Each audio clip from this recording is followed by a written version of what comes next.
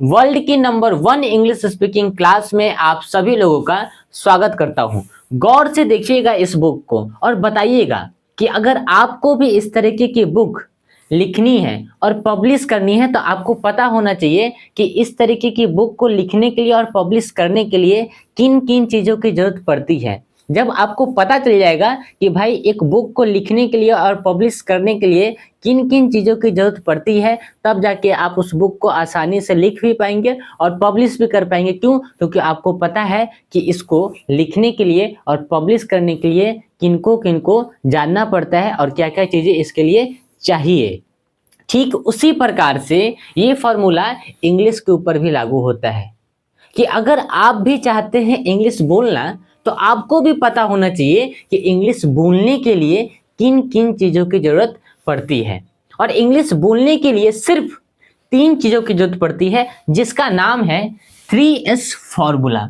और आज की इस क्लास में मैं आपको बता दूंगा ये 3S फॉर्मूला। बस आपको करना कुछ नहीं है, वीडियो के लास्ट तक बने रहना है, बिल्कुल ध्यान से समझना है। और हाँ, एक छोटी सी बात कि मेरा नाम है डिजिटल राहुल रॉय और मैं मुजफ्फरपुर बिहार से हूँ।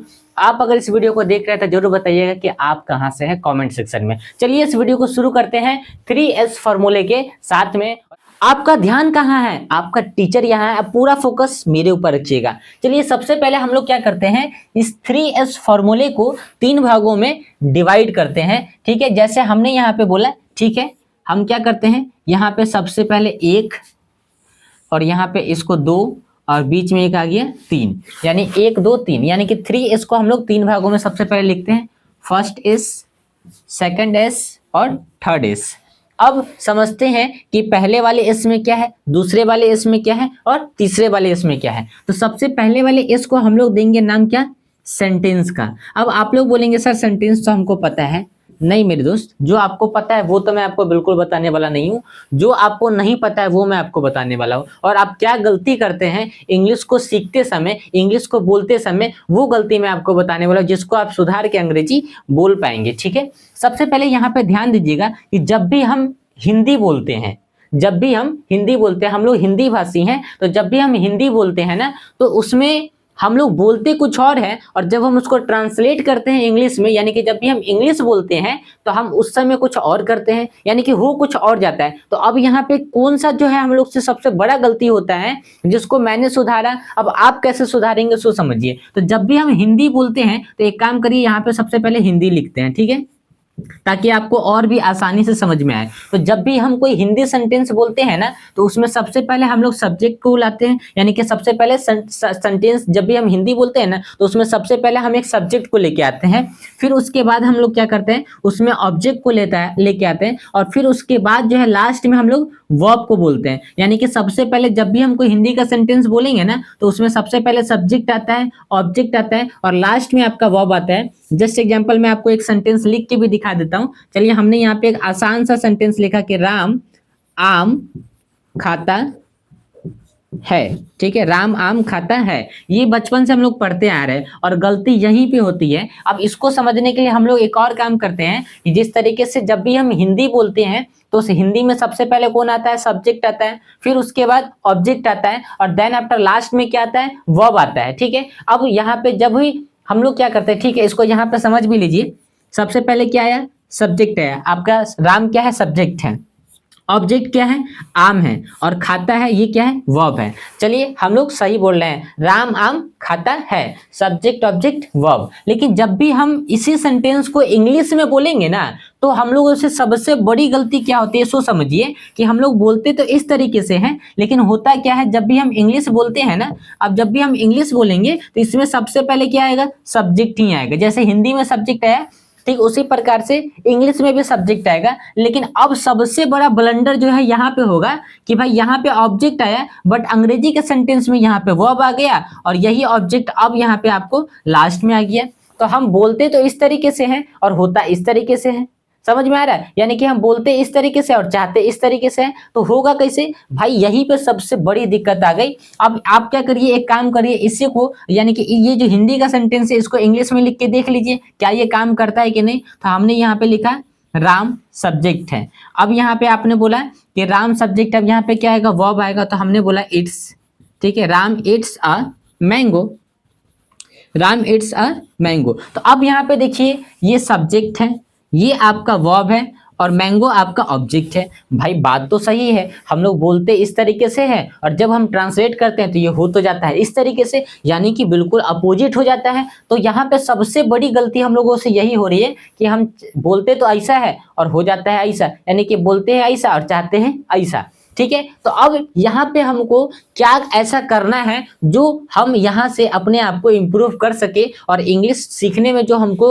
दिक्कतें आ रही हैं उसको कैसे हम लोग सुधार करके अपने आप को थोड़ा सा आगे लेके जा सकते हैं। तो सबसे पहले हमको ये काम करना है कि देखिए अब यहाँ पे ये जो वर्ब है ना, इन दोनों को सर्कल में लेके आइए। तो हमारे पास बचेगा क्या, ये सब्जेक्ट बचेगा और ये ऑब्जेक्ट बचेगा। ठीक है, ये सब्जेक्ट बचेगा और ये ऑब्जेक्ट बचेगा। अब यहाँ पे ये आपको ध्यान देना है कि चलिए वर्ब को हम लोगों ने काट दिया, हमने यहाँ पे सिर्फ लिखा सब्जेक्ट प्लस ऑब्जेक्ट। अब आप मुझे ये बताइए कि ये आम आपको दिखाई देता है? तो आपका जवाब आएगा हाँ सर ये आम मुझे दिखाई देता है। क्या ये राम आपको दिखाई देता है? आपका जवाब फिर से आएगा कि हाँ सर मुझे राम भी दिखाई देता है। लेकिन मेरा जवाब आपसे ये, मतलब एक और सवाल मेरा आपसे ये है, क्या ये आपको खाता है दिखाई देता है? तो आप क्या बोलेंगे? तो बहुत सारे लोग बोलेंगे सर खाता है, ये तो दिखाई देता है, जब भी कोई खाता है तो हम तो देखते हैं कि भाई कोई खाता है तो पता चल जाता है। नहीं मेरे दोस्त, वो खाता है लेकिन जो खाता शब्द आपने बोला क्या वो आपको दिखाई दिया? आपने बोला आम, तो आम एक शब्द है, तो आम जैसे ही आपने शब्द बोला तो आम आपको दिखाई देता है, आप आम को छू सकते हैं। आपने बोला राम, तो राम आपको दिखाई देता है, राम को आप छू सकते हैं। लेकिन आपने बोला यहाँ पे खाता है, तो खाता एक शब्द है लेकिन खाता शब्द को आप, यानी कि खाना शब्द को आप नहीं छू सकते हैं, आप नहीं देख सकते हैं। अगर आप खाना शब्द को छू सकते हैं या देख सकते हैं तो आप एक काम करिए, आप उसे पकड़ के दिखा दीजिए। अगर आप खाने शब्द को यानी खाता शब्द को देख सकते हैं या छू सकते हैं तो आप उसे पकड़ के दिखा दीजिए। जिस तरीके से आपने राम का नाम लिया, आम का नाम लिया, तो आप उसे देख सकते हैं, छू भी सकते हैं। लेकिन आप खाना शब्द को ना देख सकते हैं ना छू सकते हैं, आप सिर्फ किसी के बॉडी के एक्शन और स्टाइल से उसे महसूस कर लेते हैं कि कोई आदमी खा रहा है। जैसे हमने यहाँ पे बोला तो हम क्या, ये हमारी बॉडी एक एक्शन कर रही है। मेरा जो ये बॉडी है ये एक्शन और स्टाइल जो है ना, ये एक्शन और स्टाइल से आपने समझा कि मैं खाना खा रहा हूं, यानी कि मैं खाना खाता हूं। लेकिन ये खाना शब्द आपने नहीं देखा। खाना एक शब्द है जिसको हम लोग बोलते हैं वर्ब, और वर्ब को हम ना देख सकते हैं ना छू सकते हैं, सिर्फ किसी के बॉडी के एक्शन और स्टाइल से हम महसूस कर सकते हैं। ठीक है, तो आई होप कि मेरी बात आपको समझ में आ गई होगी। तो याद रखिए कि इस पृथ्वी के ऊपर, यहाँ पे हम क्या लिख रहे हैं भाई, इस पृथ्वी के ऊपर जो कुछ भी है, इस पृथ्वी पे जो कुछ भी है जिसे आप देख सकते हैं या छू सकते हैं और जिसका भी कुछ नाम होता है ना, तो उसे हम क्या बोलते हैं? तो उसे हम बोलते हैं सब्जेक्ट। क्या बोलते हैं? सब्जेक्ट। उसे हम क्या बोलते हैं? उसे हम बोलते हैं सब्जेक्ट। तो यानी कि ये देखना है कि ये जो सब्जेक्ट हो या ऑब्जेक्ट हो, दोनों एक ही पिता के दो बेटे हैं।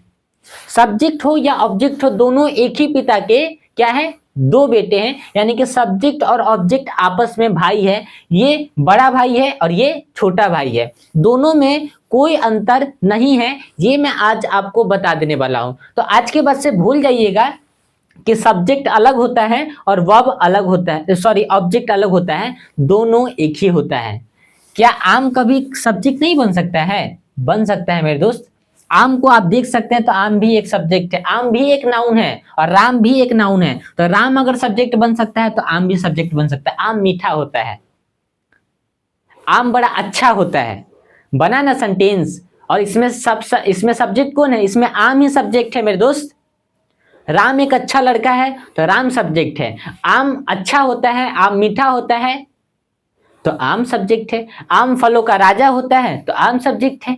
बना ना भाई, यहाँ पे ये ऑब्जेक्ट बन गया, अब उसी सेंटेंस में फिर से सब्जेक्ट बन गया। तो जो सब्जेक्ट होता है वही ऑब्जेक्ट होता है, जो ऑब्जेक्ट होता है वही सब्जेक्ट होता है, दोनों एक ही होते हैं। सब्जेक्ट भी वही है, ऑब्जेक्ट भी वही है। ये मैं आपको बताना चाहता था इस सेंटेंस के माध्यम से। तो अब हमको यहाँ पे करना क्या है कि हमको सबसे पहले हमने यही बोला कि अगर ये वर्ब तो बाद में आता है, तो सबसे पहले क्या आता है? सब्जेक्ट और ऑब्जेक्ट। तो अगर हम लोगों ने सब्जेक्ट और ऑब्जेक्ट के बारे में जान लिया तो उसके बाद बचेगा क्या, वर्ब। तो वर्ब को हम फिर सीख जाएंगे। सबसे पहले इन दो भाई को सीखते हैं, फिर उसके बाद ये जो अकेला आदमी जिसको हम वर्ब बोलते हैं उसको सीखेंगे। तो हमको सेंटेंस के 3 पैरामीटर्स के बारे में समझ में आ जाएगा जिससे सेंटेंस बनता है। कभी भी याद रखिएगा, सेंटेंस को पूरा करने के लिए सब्जेक्ट, वर्ब और ऑब्जेक्ट की जरूरत पड़ती है। इन तीनों को मिलाकर ही दुनिया का हर एक सेंटेंस बनता है मेरे दोस्त। अगर ये तीनों सेंटेंस में नहीं है तो वो मानिए कि सेंटेंस नहीं है। इसीलिए हम जो कुछ भी बोलते हैं वो सभी कुछ एक सेंटेंस निकलता है। समझ, आज मैं अभी जितनी भी बातों आपको बोल रहा हूं वो सब क्या है, वो एक सेंटेंस है। आप जो कुछ भी सुन रहे हैं वो सेंटेंस है, आप जो कुछ भी करते हैं वो सेंटेंस ही तो है। तो इसके लिए सबसे पहले आपको इसके ऊपर कमांड करना पड़ेगा। तो इसमें सबसे पहले कमांड कहाँ होगा, यहाँ पे और यहाँ पे बचेगा ये, तो इसको सीख लेंगे। ठीक, तो अब चलिए हम लोग का यहाँ पे ये काम होगा कि सब्जेक्ट और ऑब्जेक्ट के बारे में हम लोग जान ले। अब सब्जेक्ट और ऑब्जेक्ट को जानने के लिए सबसे पहले मुझे आप एक और बात बताइए कि जिस तरीके से मैंने बोला कि एक बुक को अगर आप लिखना चाहते हैं तो आपको पता होना चाहिए कि एक बुक को लिखने के लिए किन किन चीजों की जरूरत पड़ती है। ठीक उसी प्रकार से अगर आप सब्जेक्ट और ऑब्जेक्ट के बारे में जानना चाहते हैं तो सब्जेक्ट या ऑब्जेक्ट होता क्या है, उससे पहले आपको यह जानना चाहिए कि सब्जेक्ट और ऑब्जेक्ट होने के लिए क्या चाहिए, किन किन चीजों की जरूरत पड़ती है, तब जाके एक सब्जेक्ट और एक ऑब्जेक्ट बनता है। अगर ये बातें आपको समझ में आ गई तो फिर आप चुटकी बजा के जान जाएंगे कि सब्जेक्ट होता क्या है, ऑब्जेक्ट होता क्या है। अगर आपको एक घर बनाना है तो आपको पता होना चाहिए कि घर बनाने के लिए क्या चाहिए, किन किन चीजों की जरूरत पड़ती है, किन किन मटेरियल्स की जरूरत पड़ती है। अगर आपको मोबाइल फोन बनाना है तो आपको पता होना चाहिए कि मोबाइल फोन बनाने के लिए किन किन मटेरियल्स की जरूरत पड़ती है। ठीक उसी प्रकार से अगर आपको सब्जेक्ट और ऑब्जेक्ट के बारे में जानना है तो आपको पता होना चाहिए कि सब्जेक्ट और ऑब्जेक्ट को होने के लिए किन किन चीजों की जरूरत पड़ती है। तो चलिए सबसे पहले हम लोग ये जानते हैं कि सब्जेक्ट और ऑब्जेक्ट को होने के लिए किन किन चीजों की जरूरत पड़ती है। What are the essential things for being a subject और object। फिर से मेरी बात को ध्यान से समझिएगा कि what are the essential things for being a subject और object। एक सब्जेक्ट और ऑब्जेक्ट को होने के लिए किन किन चीजों की जरूरत पड़ती है ये हम लोग अब जानते हैं। स्वागत है आप सभी लोगों का फिर से एक बार वर्ल्ड की नंबर 1 इंग्लिश स्पीकिंग क्लास में। What are the essential things for being a subject और ऑब्जेक्ट, यानी कि सब्जेक्ट और ऑब्जेक्ट होने के लिए क्या चाहिए, ये हम लोग सीखने वाले हैं अपने सेकंड एस में। तो अब इसके लिए हमको क्या करना है कि हमको इस तरीके से सबसे पहले एक जो है बनाना पड़ेगा लाइनिंग। ठीक, क्योंकि हमको यहाँ पे जानना है कि सब्जेक्ट और ऑब्जेक्ट होने के लिए किन किन मटेरियल्स की जरूरत पड़ती है। तो सबसे पहले हम लोग यहाँ पे क्या करते हैं, यहाँ पे लिखते हैं सब्जेक्ट। ठीक है, सब्जेक्ट और लिख लेते हैं ऑब्जेक्ट। ठीक, क्योंकि ये दोनों एक ही है और इन दोनों का अब हम लोग क्या कर रहे हैं, मटेरियल इकट्ठा कर रहे हैं। ठीक, तो सबसे पहले हमको ये देखना है कि सब्जेक्ट होने के लिए सबसे पहले आपको जरूरत पड़ती है किसकी, नाउन की।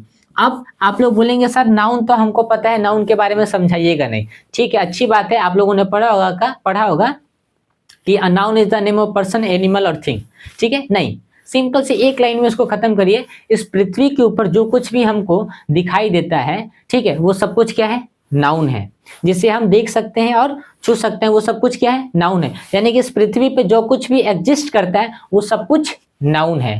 ठीक, पहली बात समझ में आई। तो अगर हम आज के बाद से आपसे पूछेंगे कि ये जो नाउन है तो क्या ये नाउन सब्जेक्ट हो सकता है, जी हो सकता है। क्या ये नाउन ऑब्जेक्ट हो सकता है, हाँ जी हो सकता है। यानी कि सब्जेक्ट और ऑब्जेक्ट नाउन है कि नहीं है, हाँ जी है। पहली बात समझ में आ गई कि सब्जेक्ट और ऑब्जेक्ट को पूरा करने के लिए इस नाउन की जरूरत पड़ती है। अब दूसरा किस चीज की जरूरत पड़ती है, तो दूसरे का नाम है प्रोनाउन। क्या नाम है, प्रोनाउन। अब आप लोग बोलेंगे सर प्रोनाउन भी हम लोग को पता है कि जो नाउन के बदले में इस्तेमाल किया जाता है उसको प्रोनाउन कहते हैं। नहीं मेरे भाई साहब, उसको प्रोनाउन नहीं कहते हैं। तब तो आप लोग को सीखने की जरूरत है, समझिएगा थोड़ा सा। मान लीजिए कि आप अभी मेरी जो वीडियो है किसी न किसी रूम के अंदर में या किसी ऑफिस में अगर बैठ कर देख रहे होंगे तो जरा ध्यान से समझिएगा कि कोई आदमी, अनजान आदमी आपके दरवाजे पे आता है, उसको नॉक करता है, तो क्या आप उसे पहचान पाइएगा कि भाई आपके दरवाजे को किसने नॉक किया। हो सकता है कि आपके घर का कोई व्यक्ति होगा या आपका दोस्त होगा तो आप उसे उसके आवाज से पहचान सकते हैं। लेकिन मान के चलिए कि कोई अनजान आदमी आ गया, ठीक है, या मान लीजिए कि कोई आप अपने घर में हैं और आपके आसपास से गाड़ियां चल रही होगी, तो आपको ये पता होना चाहिए कि भाई गाड़ी तो चल रही है, लेकिन गाड़ी चला कौन रहा है ये आपको कंफर्म पता नहीं है। यानी गाड़ी कोई ना कोई तो चला रहा है, लेकिन आपको ये नहीं पता है कि गाड़ी कौन चला रहा है। सीता चला रही है कि गीता, राम चला रहा है कि श्याम, ये आपको पता नहीं है। इसका मतलब क्या है कि भाई यहाँ पे कोई ना कोई तो है, लेकिन जो दिखाई नहीं दे रहा। तो जो दिखाई ना दे पर होता है तो उसे हम प्रोनाउन कहते हैं। जैसे आपने यहाँ पे एग्जाम्पल लिखा, बोला आपने what is good. What is good, क्या अच्छा है। आपने बोला someone is good, someone is good. जैसे आपने यहाँ पे नाउन पे लिखा कि पेन इज गुड, इसके आगे अ लगा दीजिए क्योंकि एक कॉमन नाउन है। आपने यहाँ पे बोला a boy is good, sorry यहाँ पे गुड आ जाएगा, अ बॉय इज गुड। ठीक, तो अब यहाँ पे पेन आपको दिखाई दिया, बॉय आपको दिखाई दिया। ठीक उसी प्रकार से हम यहाँ पे बोलेंगे ये जो व्हाट है, ये जो समवन है, क्या ये आपको दिखाई दिया? आपने यहाँ पे एक और वर्ड लिखा, चलिए वेयर इज गुड, कहाँ अच्छा है, कोई अच्छा है। Who is good, who is good, कौन अच्छा है। क्या इसमें से कोई भी सब्जेक्ट जो है आपको दिखाई दे रहा है? जवाब आएगा नहीं। लेकिन ये सब है कि नहीं? हाँ है। भाई क्या अच्छा है, यानी कि कुछ ना कुछ तो अच्छा है, लेकिन क्या अच्छा ये आपको पता नहीं है। कोई ना कोई गाड़ी चला रहा है, लेकिन कौन चला रहा है आपको पता नहीं है। कोई अच्छा है, लेकिन कौन अच्छा है? राम श्याम सीता गीता, नहीं पता है कौन अच्छा है। कहाँ अच्छा है पता नहीं है, लेकिन कहीं ना कहीं तो अच्छा है। कौन अच्छा है पता नहीं, लेकिन कोई ना कोई तो अच्छा है। ये किसी के बदले में इस्तेमाल नहीं हुआ है, ये सभी है, लेकिन आपको दिखाई नहीं दे रहा है। अगर ये दिखाई दे जाएंगे ना तो ये क्या हो जाएगा? नाउन। जब दिखाई दे तो नाउन, जब दिखाई ना दे पर हो तो वो होता है प्रोनाउन। आई होप कि मेरी बात आप लोगों को समझ में आई होगी। अब चलते हैं अपने तीसरे नंबर पे। तो याद रखिएगा एक बात मेरी, कि जरा सा हम लोग फ्लैशबैक में चलेंगे ना, तो अभी देखिएगा हम लोग फैशन को क्या करते हैं? फॉलो करते हैं। जैसे हम लोग के नजर में आता है, अरे भाई अभी देखिएगा हीरो हीरोइन जो है इस तरीके का फैला हुआ पैंट पहन रहे हैं, और वो फैला हुआ जींस, जैसे हम लोग के शुरू में